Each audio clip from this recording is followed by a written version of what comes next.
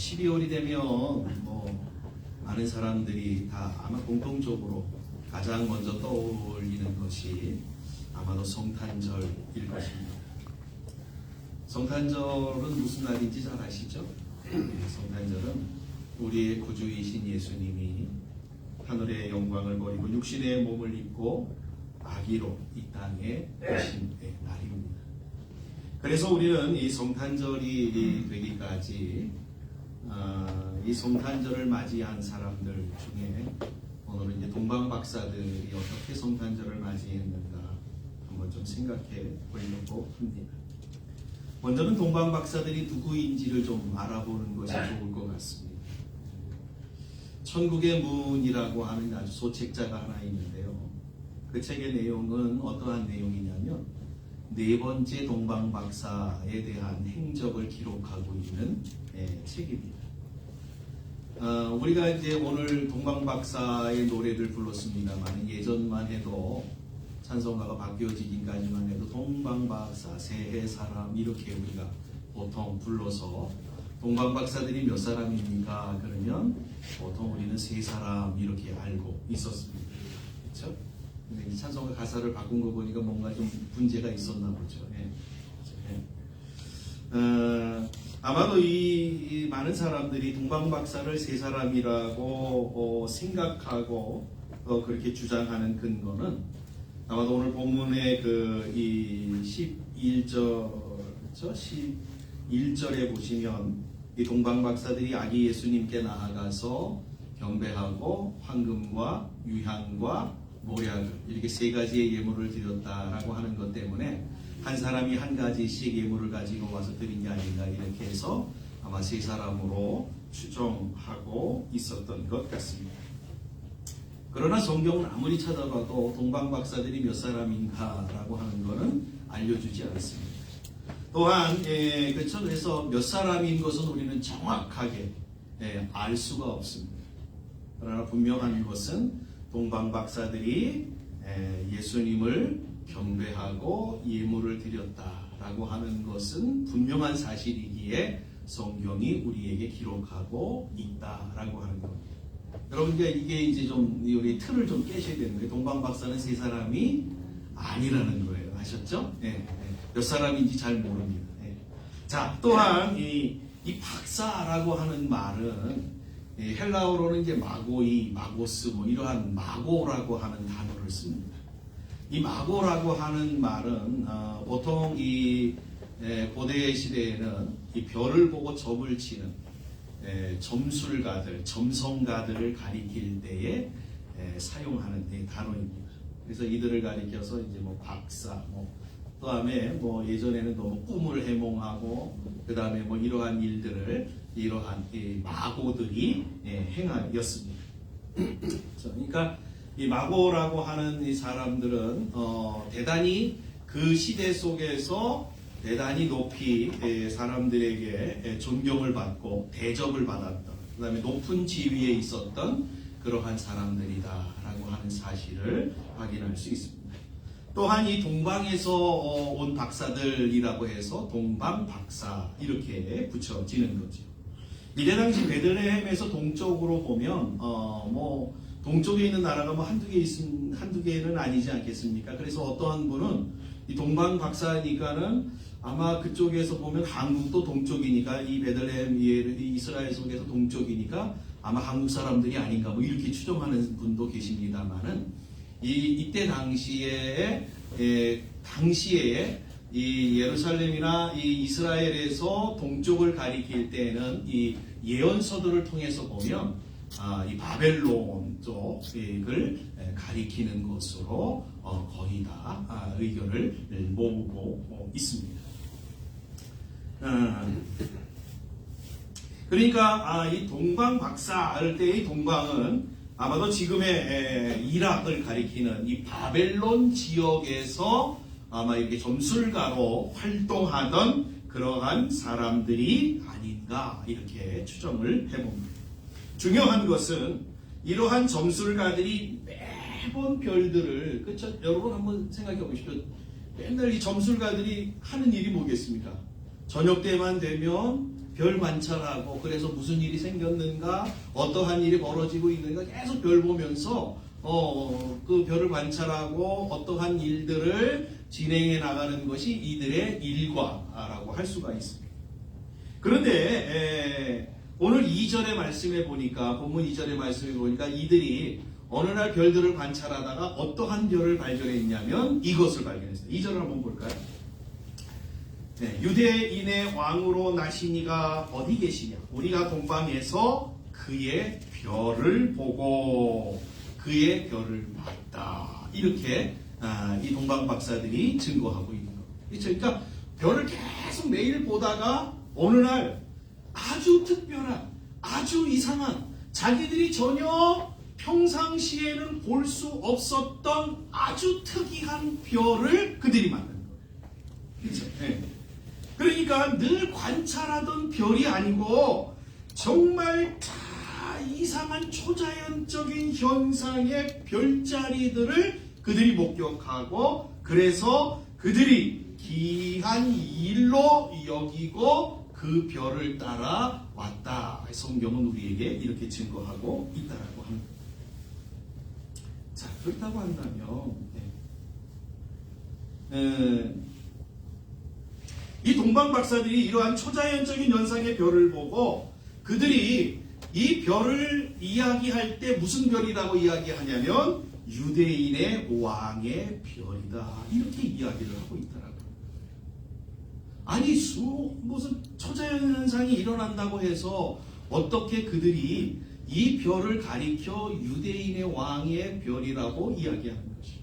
유대인의 왕이라고 이야기하는, 유대인의 왕의 별이라고 이야기하는 의미는 무슨 뜻일까요? 유대인의 왕이라고 하는 이 의미는 어떠한 의미를 갖고 있냐면 그들은 바로 메시아, 성경이 말하고 있는 메시아 탄생에 대한 지식을 그들이 알고 있었다라고 하는 의미를 부여하고 있는 겁니다. 그렇죠? 유대인의 왕의 별을 알고 있었다라고 하는 것은 그들이 성경에 대한, 성경에 기록된 메시아 탄생에 대하여 그들이 어느 정도 익히 알고 있었다라고 하는 그러한 내용이 됩니다. 자, 그렇다고 한다면 이들이 어떻게 기독교 경전인 성경에 대하여 알 수 있었는가? 언제부터 그들이 성경을 알았을까? 언제부터 그들이 성경에 대한 이야기를 들었는가라는 것을 우리가 추적해 보면 아마도 이들이 이 바벨론의 이 마고, 이 박사들이 성경에 대하여 그들이 접할 수 있었던 가장 큰 기회는 아마도 바벨론의 유대인들이 포로로 이스라엘 사람들이 잡혀가서 70년 동안 살면서 거기에서 하나님 앞에 예배하고, 그렇죠, 기독교 공동체를, 유대교 공동체를 만들며 살아갔던 그러한 모습으로 인하여 그들에게 증거되어진 것이 아닌가라고 하는 것을 우리가 생각해 볼 수 있습니다. 그러니까 그들이 유대인들에 의하여서 전하여진 성경을 접하고 그 성경을 그들이 연구하다가 어떠한 이 성경에서 이야기하고 있는 그 내용을 그들은 아마도 자신들의 마음에 담아 두었던 것 같습니다. 이 별에 대한 예언이 아주 선명하게 증거되어지고 있는 말씀이 한 군데가 있습니다.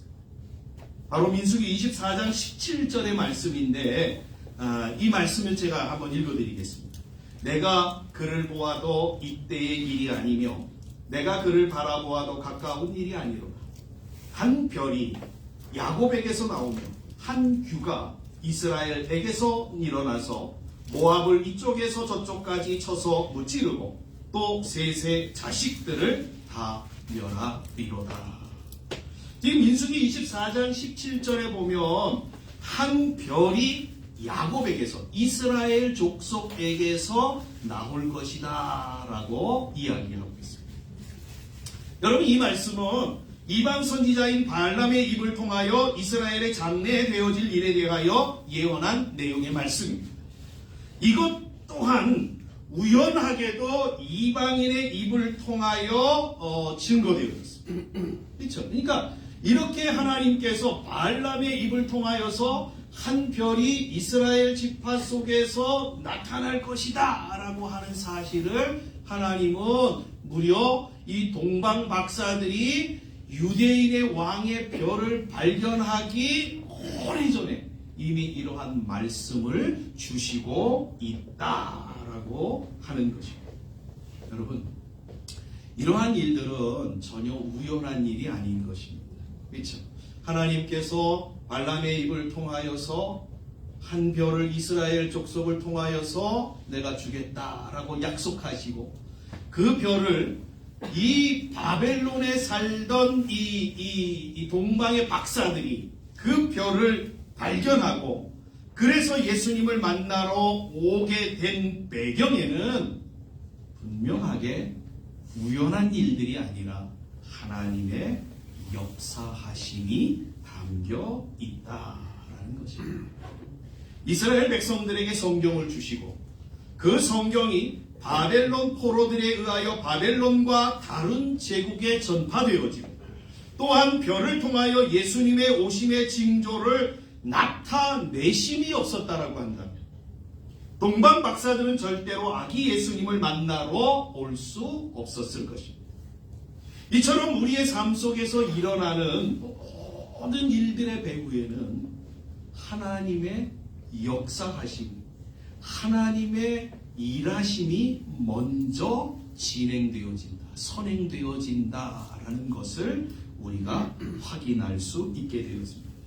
그래서 성경은 이렇게 증거합니다. 이사야서 45장 21절이 이렇게 말씀합니다. 너희는 알리며 진술하고 또 함께 의논하여 봐라. 이 일을 옛부터 듣게 한 자가 누구냐? 이전부터 그것을 알게 한 자가 누구냐? 나 여호와가 아니냐? 이렇게 이야기하고 있습니다. 또한 요한복음 3장 27절에서는 세례 요한은 이렇게 고백하고 있습니다. 요한이 대답하여 이르되 만일 하늘에서 주신 바 아니면 사람이 아무것도 받을 수 없느니라. 그렇죠? 그러니까 하나님이 허락해 주시지 아니하고 하나님이 역사해 주시지 아니하면 그것들이 인간 속 인간의 세상 속에서 사람들의 삶 속에서 절대로 이루어지고 펼쳐지지 아니한다라고 하는 것이 성경의 말씀입니다. 이것은 역사 속에서 일어나는 모든 일들의 배후에는 하나님이 먼저 그 일들이 이루어지도록 역사하심에서 시작되어진다라는 것입니다. 이렇게 하시면 분명한 이유가 있을 것입니다. 그렇죠? 하나님께서 동방 박사들에게 별을 발견할 수 있도록 바벨론의 이스라엘 백성들을 포로로 가게 하시고 그들을 통하여 복음이 성경이 전달되어지게 하시고 그러한 성경이 전달되어지기 한참 전에 하나님이 이방 선지자 발람을 통하여서 이스라엘의 한 별이 나타나게 될 것이다라고 하는 이러한 말씀들을 먼저 하시고 그러한 일들을 진행하심 속에서 마침내 동방 박사들이 베들레헴의 예수님을 만나러 오는 이러한 일들이 이루어지게 하심 속에는 분명한 하나님의 이유가 하나님의 뜻이 있을 것인 것입니다. 하나님이 동방 박사들에게 별을 보내셔서 그들로 하여금 발견하게 하고 발걸음을 옮겨 베들레헴에 가게 하시면은 하나님께서 계획하시고 목적하시고 우리에게 분명하게 말씀하시고자 하시는 내용이 있다라는 것입니다. 한번 생각해 보십시오. 평생 별자리를 관찰하다가 일평생 한번 볼까 하는 별자리를 발견하거나 그것을 연구하여 결국 유대인의 왕의 별이라는 사실을 알고 베들레헴으로 그 별의 인도를 따라 오게 하시면은 여러분 분명한 뭔가가 있지 않겠습니까? 왜 하나님은 동방 박사들을 아기 예수님을 경배하도록 보내신 것일까요? 왜 하나님은 많고 많은 사람들 중에 여러분 점성가들이 이 사람들뿐만은 아니지 않겠습니까? 근데 그들을 하나님께서 택하시고 그들을 예수 그리스도를 경배하도록 베들레헴으로 별을 따라 오게 하신 데에는 분명한 무엇인가 이유가 있을 것이라는 거죠. 그 이유가 무엇일까? 이것은요, 오늘 성경에 그들이 드린 예물을 통하여서 하나님이 무엇을 염두에 두셨는가라는 것을 우리가 확인할 수 있습니다. 오늘 11절의 말씀을 다시 한번 제가 읽어드릴게요. 집에 들어가 아기와 그의 어머니 마리아가 함께 있는 것을 보고 엎드려 아기께 경배하고 보배합을 열어 황금과 유향과 모략을 예물로 드리니라. 하나님이 동방박사들을 보내신 것은 아기 예수님의 탄생을 무엇보다도 가장 먼저 우선적인 건 축하하기 위해서입니다. 그렇죠? 여러분, 요한복음 1장 11절에 보니까 어떠한 내용이 나오냐면 이러한 내용이 나와요. 메시아이신 예수님이 자기의 땅에 오셨어요. 그런데 그를 맞이하고 기뻐하고 그를 환영해야 될 사람들이 전혀 환영하지 아니하고 기뻐하지 아니하고 맞이하지 아니한다라는 사실을 성경이 증거하고 있습니다. 여러분, 예수님 메시아가 이 땅에 오셨음에도 불구하고 누구도 환영하지 않는 거예요. 누구도 그를 향하여서 나아가서 그에게 경배하고 그에게 축하하며 그가 오심에 대하여 기뻐하는 사람들이 없는 거예요. 이러한 상황 가운데서 누구의 경배를 받고 있냐? 성경은 예수님을 경배한 사람들을 증거하고 있는데 그게 누구냐면 오늘 우리가 살펴보고 있는 동방박사. 그리고 또 한 무리가 있죠. 들에서 양을 치던 목자들이었습니다. 그렇죠? 이것은 이러한 것을 말해주고 있습니다. 하나님은 당신이 하신 일에 대하여 우리에게 환영을 받고 경배를 받기를 원하신다는 거예요. 여러분, 오늘 이 말씀을 좀 잘 기억하셨습니다. 우리를 위하여 세상을 만드시고 우리를 하나님의 형상대로 만드시고 그리고 타락한 우리를 구원하시기 위하여 독생자를 허락하시사 십자가에 죽게 하심으로 죄에서 건져 하나님의 영원한 나라의 백성 되게 하시고 우리를 사랑하사 모든 것을 아끼지 아니하고 내어주심에 대하여 하나님은 우리에게 환영을 받고 우리에게 경배를 받기 원하신다는 거예요. 여러분, 우리가 하나님의 자녀로 하나님이 우리를 부르셨다라고 하는 것은 목적이 어디에 있냐면 하나님이 우리를 통하여 영광 받으시고 경배 받으시고 높임을 받으시고. 그래서 장로교에서 대소유리 문답에서 우리가 제 첫 번째 인간의 첫째 되는 계명이 뭐예요? 인간의 목적 뭐예요? 하나님을 영원하게.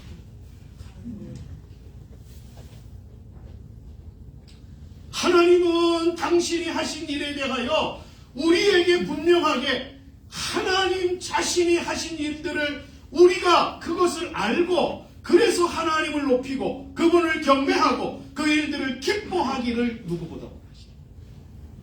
그래서 이사야 선지자는 우리에게 이렇게 얘기했어요. 하나님은 당신의 영광을 그 어떤 자에게도 당신의 이름을 우상에게도 절대로 빼앗기지 아니하시는 분이시다 라고 말씀하고 있는 것입니다. 그런데요, 그런 환영을 하고 경배를 해야 하는 사람들이 많다는 거예요. 도리어 예수님을 어떻게 했어요? 자신의 왼수로 여기고 자신들을 못되게 괴롭히는 자신들의 인생을 망치는 눈으로 여기며 십자가에 죽게 하는 일들을 행하지 않았습니다. 그래서 성경 마태복음 3장 9절은 이렇게 증거합니다. 하나님을 경배해야 되는 사람들이 경배하지 않으니까 성경이 뭐라고 얘기하냐면 하나님은 돌들로 아브라함의 자손을 만들어서 그들로 하여금 하나님 영광 받으실 것이다. 무슨 얘기예요? 이게 무슨 얘기예요? 하나님은 당신의 영광을 절대로 받고야 마신다라고 하는 거예요. 그렇죠? 하나님은 절대로 자신이 받아야 될 영광을 빼앗기지 아니한다라는 말씀입니다. 여러분, 예수님의 오심을 환영하며 그래서 그분을 보내신 하나님을 경배해야 하는 자들이 누구이겠습니까? 저와 여러분 아니겠습니까? 예수 그리스도를 믿고 구원받아 하나님의 자녀가 된 저와 여러분들이 누구보다도 예수 그리스도 아기 예수로 이 땅에 오시는 메시아이신 우리 주님을 경배하고 기뻐하고 환영하고 그래서 감사함으로 맞이해야 될 자들이 저와 여러분이지 않겠습니까? 그럼에도 불구하고 우리가 맞이하는 성탄절은 그저 세상 사람들과 다름없이 어울려 지내는 그런 시간으로만 여기시는지는 말이 꼬이네요. 여기는지 모르겠습니다. 오늘 이 말씀을 듣는 우리 성도님들은 올해 맞이하는 이번 성탄절은 진정으로 우리를 위하여 자신의 아들을 아끼지 아니하고 육신의 옷을 입혀 이 땅에 보내신 하나님의 그 사랑을 기억하고 감사함으로 맞이하는, 그래서 하나님 앞에 경배와 찬송을 올려드리는 이 동방박사들처럼 그러한 성탄절이 되었습니다. 그러면 우리가 맞이하는 이 성탄절은 여러분 그 주님으로 인하여 우리에게 주시는 기쁨에 놀랄 것입니다. 그 주님으로 인하여 우리에게 더하여 주시는 놀라운 은혜 가운데 우리의 심령이 평강으로 충만할 것입니다. 그 주님을 만남으로 인하여 우리에게 주시는 엄청난 은혜들을 우리는 감당하지 못할 만큼의 은혜들로 인하여 기뻐하게 될 것입니다. 여러분, 우리가 맞이하는 성탄절을 한번 이렇게 맞이했으면 좋겠어요. 그 아기 예수님을 보내신 하나님, 그 하나님 우리가 정말 경배하고 감사함으로 찬송합니다. 그 예수님, 우리를 위하여 이 땅에 육신의 옷을 입고 십자가를 마다하지 아니한 그 예수님을 기뻐하고 감상하며 그분께 경배함으로 이 성탄절을 맞이합니다. 그럴 때 여러분에게 놀라운 은혜의 성탄절이 되어질 줄 믿습니다. 그러한 은혜가 있기를 주님의 이름으로 간절히 축복합니다. 또한 하나님이 이 동방박사들의 걸음을 인도하신 이유는 바로 이 땅에 구주로 오신 아기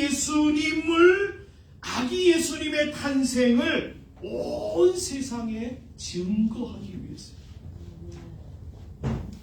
동방박사들은 외국에서 온 사람들이기에 그들의 나라로 돌아가서는 자신들이 경험한 일들에 대하여 증거할 것입니다. 이들은 또한 대단한 영향력이 있는 사람들이기에 그들의 말은 신빙성이 있을 것이고 많은 사람들의 공감을 얻을 것이기 때문입니다. 그러기에 하나님은 이들이 본국으로 다시 돌아갈 수 있도록 그들에게 역사하셨음을 성경 본문 12절에서 분명하게 우리에게 증거해주고 있습니다. 그렇죠? 하나님께서 그들을 보호하시고 그들을 인도하셨어요. 그래서 헤롯에게 가지 말고 너희를 다른 길로 해서 고국으로 돌아가라. 하나님이 그들에게 역사하심으로 그들이 무사히 고국으로 돌아갔습니다. 사실 헤롯은 동방박사들이 유대인의 왕을 찾아왔다고 하였을 때에 그는 메시아가 탄생한 것에 대한 예언을 알고 있었어요. 그래서 성경에 보면 뭐라고 얘기를 하냐면, 그렇죠? 3절에 보면 이렇게 되어 있어요. 헤롯 왕과 온 예루살렘이 듣고 소동한지라. 4절이요. 왕이 모든 대제사장과 백성의 서기관들을 모아 그리스도가 어디에서 나겠느냐? 유대인의 왕의 별을 보고 왔다. 유대인의 왕이 어디서 났느냐? 이렇게 동방박사들이 얘기하니까 헤롯이 어떻게 알아들었어요? 그리스도가 어디에서 나겠느냐? 그리스도가 난 별이야. 그리스도의 별이라는 사실을 알았다는 거예요. 그러니까 그리스도의 탄생에 대하여 헤롯은 이미 어떻게 해요? 알고 있었다는 거예요. 언젠가는 예수님이 올 것이다 라고 하는 것. 그래서 메시아가 이 땅에 올 것이다 라고 하는 사실을 알고 있습니다. 그런데 이 헤롯은 동방박사들에게 뭐라고 얘기를 하냐면, 너희들이 이 메시아가 이 유대인의 왕이 어디서 났는지를 알고 그를 찾으면 자기에게도 알려달라. 그러면 나도 가서 그를 경배하겠다 이렇게 이야기를 하고 그들을 보냈습니다. 그러나 사실은 그것은 거짓말이었음을 성경을 통해서 우리가 확인합니다. 한번 2장 13절을 한번 볼까요? 13절의 말씀이 이렇게 증거하고 있습니다. 그들이 떠난 후에 주의 사자가 요셉에게 연몽하여 이르되 헤롯이 아기를 찾아 죽이려 하니 일어나 아기와 그의 어머니를 데리고 애굽으로 피하여 내가 내게 이르기까지 거기 있으라 하시니. 여러분, 헤롯이 유대인의 왕 그리스도를 찾아가지고 어떻게 하려고 한 거냐면 경배하려고 한 것이 아니라 그를 죽이기 위하여서 찾았던 거예요. 그래서 동방박사들의 정보를 기다리고 있었던 거예요. 그렇죠?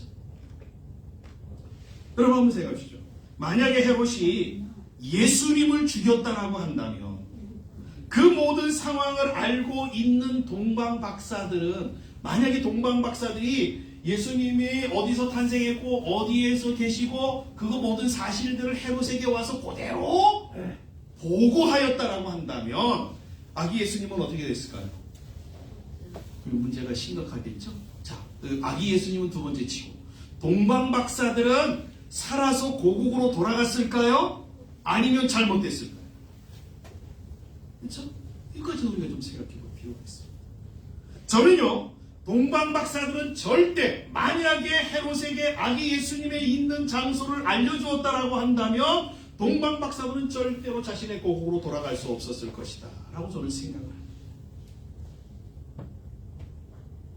왜냐하면 만약에 자기가 아기 예수님을 죽인 사실이 동방박사들을 통하여 온 세상에 퍼지게 되면 이것은 뭐예요? 자신의 장래 입지에 큰 타격을 줄 수 있는 일이기 때문입니다. 그러니까 어떻게 해야 돼요? 이 입도 막고 저 입도 막고 다 막아야 돼요. 그러니까 제가 봤을 때는 아기 예수님의 사실을 알려줬으면 동방박사들은 절대로 살려서 고국으로 돌려보내지 않았을 것입니다. 그러나 여러분 기억하십시오. 아기 예수님의 탄생의 소식은 온 세상에 전파되어져야 합니다. 온 세상에 메시아가 오셨다라고 하는 사실은 분명하게 증거되어져야 합니다. 왜냐하면 그것이 하나님의 뜻이고 하나님의 계획이시기 때문입니다. 그러기에 하나님은 동방 박사들을 보호하기 위하여 헤롯에게로 돌아가지 말라고 지시하심으로 그들로 안전하게 자기들의 나라로 돌아갈 수 있게 하였던 것이었습니다. 이것 또한 하나님의 역사하심의 한 장면이라는 것을 우리는 성경을 통하여서 확인합니다. 또한 예수님을 경배한 목자들은 이때 당시의 전령사들이라고 할 수 있습니다. 그렇죠? 그러니까 이때 당시에 가장 한 마을의 소식을 다른 마을에다가 가장 빨리 알려주는 사람들이 누구냐면 바로 목자들입니다. 그렇죠? 목자들은 유목민이라서 양들을, 이 가축들을 풀을 먹이기 위해서 풀이 있는 쪽으로 계속 이동합니다. 그러니까 이 사람들이 이 마을에 있던 소식들을 알려주는 데는 제일 아주 우편부와 같은, 죄송합니다, 지금 우편부라고 안 하나요? 우편부와 같은 역할을 감당했던 사람들이 목자들이었습니다. 그러기에 동방박사들과 목자들에게 예수님의 탄생의 소식이 전하여졌다라고 하는 것은 어찌 보면 의도적으로 하나님께서 어떠한 목적을 이루시기 위해서 메시아 탄생의 소식을 모든 나라, 모든 세상에 증거하기 위하여 하나님이 행하신 일이라고 하는 사실을 우리가 엿볼 수 있는 것입니다. 이런 맥락에서 보면 하나님이 원하시는 것이 뭔지 우리가 발견하게 되지 않습니다. 하나님 무엇을 원하시죠? 메시아 탄생의 소식, 즉 복음이 증거되어지는 것, 땅끝까지 복음이 증거되어지는 것, 그것이 하나님의 원하시는 것이다라는 사실을 우리가 발견하게 되었습니다. 그래서 예수님은 이렇게 얘기하죠. 마태복음 24장 14절에서 이렇게 말씀하시죠. 이 천국 복음이 모든 민족에게 증언되기 위하여 온 세상에 전파되니 그제야 끝이 올 것이다. 하나님이 세상의 끝이라고 정하신 내용이 뭐라고요? 하나님이 지금이 세상의 끝이다 이렇게 정하신 그 내용이 뭐냐면 복음이 땅끝까지 증거돼요. 그럼 여러분 세상의 끝이 언제예요? 우리는 분명히 예수님의 말씀을 통하여 분명히 확인하죠. 땅끝까지 복음이 증거되어진 그것은 세상이 끝납니다. 네. 예수님 또한 일평생의 삶의 목적을 무엇으로 두고 살았냐면 복음을 전하는 것이었습니다.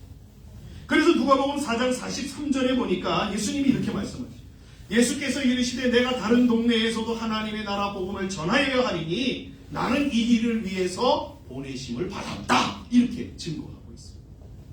이것이 얼마나 중요한 것이라는 것을 이 복음 증거가 얼마나 중요한 것이라는 것을 예수님은 언제도 말씀하시냐면 당신이 돌아가실 때 유언의 말씀으로 아니요 하나님 나라 승천하실 때의 유언의 말씀으로 이 말씀을 하시고 있음을 보게 되죠. 마가복음 16장 15절입니다. 또 이르시되 너희는 온 천하에 다니며 만민에게 복음을 전파하라. 여러분 한번 생각해 보십시오. 왜 하나님은 이처럼 모든 민족들과 모든 사람들에게 복음이 증거되어지기를 원하시는 것일까? 답은 간단하죠. 왜요? 왜 복음이 증거되어지기를 원하시죠? 하나님은 모든 사람이 구원받기를 기뻐하시고 원하십니다. 하나님은요 세상에 있는 모든 사람들이 다 구원받기를 원하십니다.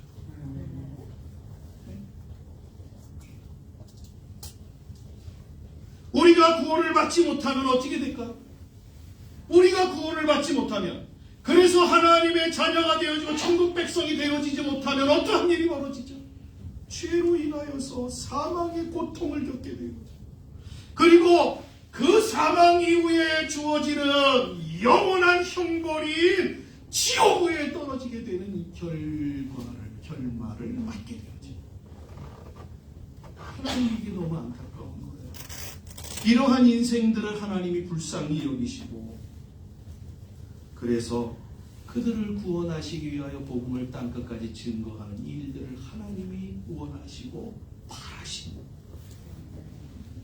그래서 하나님이 동방박사들을 하나님이 불러서 이야기 예수님을 만나게 하시고 복음을 만나게 하시고 그래서 자기의 나라로 돌아가게 하시고 그래서 그들로 하여금 예수 탄생 메시아의 탄생을 증거하도록 하십니다. 목자들을 통하여서 예수님을 만나게 하고 그를 경배하게 하고 그래서 그들이 가는 지역마다 메시아 탄생을 알리도록 하나님이 그들에게 간섭하셔서 역사하여 주셨다. 그러니까 동방박사들이나 이 목자들은 복음 증거의 교양 역할, 교두보 역할을 합니다. 여러분 대한민국의 복음이 전해지고 유래를 찾아볼 수 없는 부흥을 이룬 이 모든 일들 오늘 우리가 복음을 듣고 구원을 받아 이렇게 주의를 기억하고 하나님 앞에 나와 예배를 드릴 수 있었던 것은 여러분 어디에 근거를 두는지 아십니까? 이러한 하나님의 역사하심이 이러한 하나님의 역사하심이 근거가 되어지기 때문입니다. 여러분 우리에게까지 전달된 하나님의 역사는 우리에게서 끝나라고 주신 역사가 아닙니다. 우리에게서 너 구원 받았으니까 다 됐어. 그냥 너만 잘 먹고 잘 살고 너만 하나님 잘 섬기고 그러다가 천국과 하나님이 우리에게 이렇게 하시기 위해서 구원을 주신 게 아니고 복음을 우리로 하여금 듣게 하신 게 아닙니다. 예수님은 복음 증거가 자신에게서 끝나지 않도록 그의 제자들에게 이렇게 당부하셨어요. 사도행전 1장 8절 말씀 잘 아시죠? 오직 성령이 너희에게 임하시면 너희가 권능을 받고 예루살렘과 온 유대와 사마리아와 땅끝까지 이르러 내 증인이 되리라. 내 증인이 되리라. 이것은 우리에게도 동일하게 주어진 사명이요 당부입니다. 하나님은 우리가 복음의 증인이 되어지는 삶을 살 수 있게 동방박사들을 인도하여 고국으로 돌아가게 하신 것처럼 그리고 예수님의 제자들의 모든 삶을 인도하여 주셨던 것처럼 우리 또한 동일하게 우리의 삶을 하나님께서 주장하시고 선행하시고 역사하심으로 말미암아 우리의 삶을 인도해 주신 것입니다.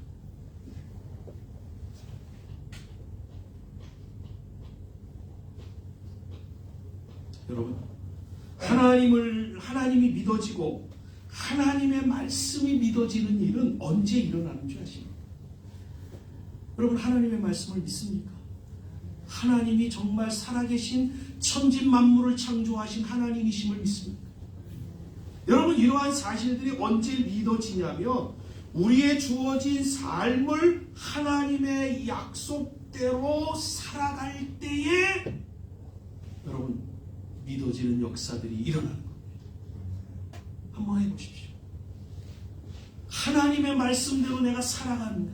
그러면 하나님의 말씀이 살아계신 하나님의 말씀이니 여러분들에게 믿어지는 역사가 나타나게 돼요. 하나님이 살아계신 하나님이고 천지 만물을 창조하시고 못하실 것이 없는 하나님이라는 사실을 믿고 그 하나님을 의지함으로 살아가시며 하나님이 정말 그러한 분이라는 사실이 믿어지는 역사가 나의 삶 속에서 이루어집니다.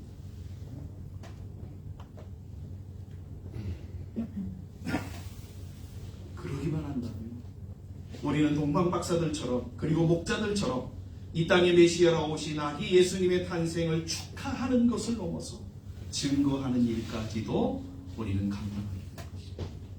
아니요. 여러분, 분명하게 말씀드리죠. 하나님을 믿고 또 그분의 말씀을 믿고 여러분, 이 말씀 믿고 오늘 예배를 마치고 여러분의 삶의 현장에 나아가 하나님을 믿는 믿음으로 살아가시고 싶으십시오. 하나님의 말씀을 믿고 그 말씀에 빗대어 의지하여 그 말씀에 근거하여 살아가 보십시오. 여러분의 삶 속에서 놀라운 은혜의 경험들을 가지게 될 것입니다. 동방박사들처럼 별을 따라가며 그리고 하나님의 지시하심을 따라가며 하나님에 대한 확실한 믿음을 얻었던 것처럼 우리 성도님들 또한 하나님의 약속의 말씀에 발을 내디디고 그리고 살아내려고 하는 몸부림 속에서 하나님의 역사하심을 확실하게 경험하게 될 것입니다. 여러분, 동방박사들이요, 동방에서 별을 보고 떠날 때는 그들이 의지하였던 건 하나밖에 없었어요. 예전에 그들이 누구를 통해서 전해진 하나님의 말씀, 성경의 그 약속의 말씀 하나예요. 그리고 별이에요. 그렇죠. 근데 그 별을 따라 동방박사들이 발걸음을 옮길 때마다 별들이 그들을 인도하였어요. 그리고 마침내 놀라운 광경, 기가 막힌 광경, 메시아를 만나는 광경, 그 메시아를 만남 속에서 끝나는 게 아니라 메시아를 만나는 모든 과정 속에서 하나님의 역사하심들의 모든 것들을 그들은 경험하게 됩니다. 저는 우리 성도님들이 이러한 경험을 좀 가졌으면 참 좋겠다 생각이 듭니다. 언제 이루어진다고요? 하나님을 믿고 말씀을 의지하여서 발을 디딜 때, 발을 시작할 때, 한 걸음을 시작할 때에 그때 하나님이 역사하시는 거예요. 내가 하나님의 복음을 위하여 하나님 내가 받은 이 구원의 은총을 다른 사람에게도 나누어 내겠다라고 하는 우리의 삶의 목적을 가지고 한 발을 내디딜 때에 하나님은 우리를 동방박사들을 인도하셨던 것처럼 인도하시며 동방박사들이 경험하였던 그 놀라운 일들을 경험하게 하신다라고 하는 사실이에요. 이번 성탄절이 저와 여러분들에게 이러한 소망으로, 이러한 정말 하나님의 비전으로 충만한 그러한 성탄절이 되어지시기를 주님의 이름으로 간절히 축복합니다.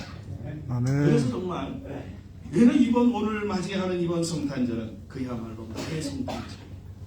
그렇죠? 나의 성탄절이 되어야 돼요. 나를 위하여 오신 예수님을 만나는 날이 되어야 돼요. 아니, 온 인류가 그냥 매년마다 만나는 성탄절이 아니라 누구 만나는지 도저히 관심 없는 성탄절이 아니라 누가 만나야 되는 성탄절이에요? 내가 만나야 되는 성탄절이에요. 내가 예수님을 만나는 성탄절이 되어야 돼요. 그래야 그 성탄절이 진정으로 성탄절이 되는 거예요. 그렇죠?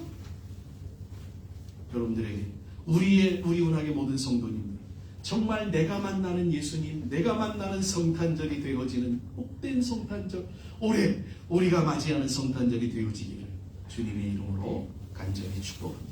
아멘. 그래서 여러분, 이번 이번 성탄절 이후에 주어진 모든 삶에서는 하나님의 위대하신 역사들을 여러분들이 정말 소망하고, 그렇죠, 그 믿음을 가지고 정말 우리의 인생의 걸음들을 힘차게 내디디고 복된 삶이 이루어지시기를 간절히 주의 이름으로 축복합니다. 아멘. 기도하겠습니다. 사랑하는